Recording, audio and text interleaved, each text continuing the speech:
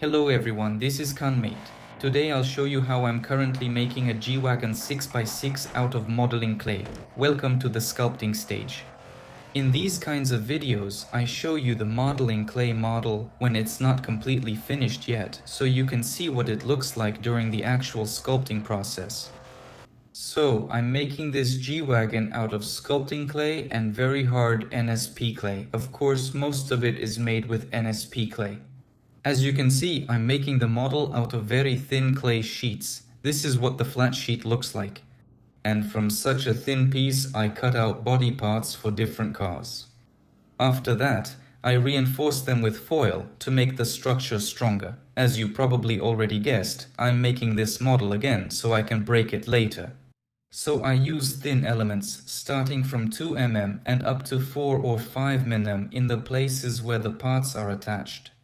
Foil is also needed for more realistic damage, so that the dents have a rougher and more angular shape. And this foil is present throughout the whole car inside, on the underbody and the side elements of the body. At this stage, the G-Wagon is about 40% complete. And it already looks quite impressive. I also did the underbody of this car in advance. I always start sculpting all my models with the underbody. For convenience in sculpting, I found an unboxing video of this G-Wagon where the author showed the underbody of the car, and it's very well detailed there. And I sculpted the underbody of this car based on that video.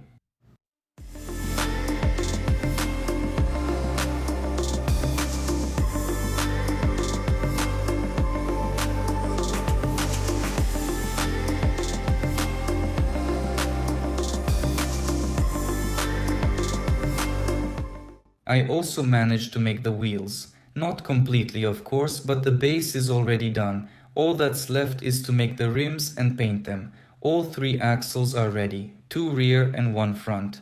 All the wheels spin, of course. And since we're talking about modeling clay wheels that spin, let me show you how to make them.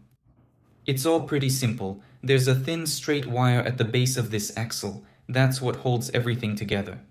On this axle, you can clearly see where the plasticine ends. There's a stopper in the form of a small wire loop. This is so the plasticine doesn't interfere with the wheel's rotation, and in the center of the wheel, there's a bushing made from a plastic cotton swab.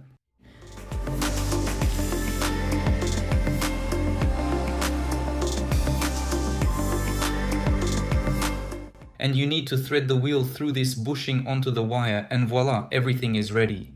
But to secure the wheels so it doesn't come off, you need to fix it with a wire loop.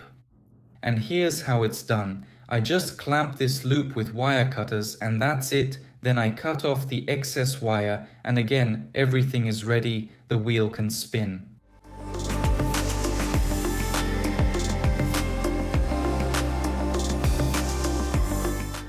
That's the whole secret. A working chassis made of modeling clay.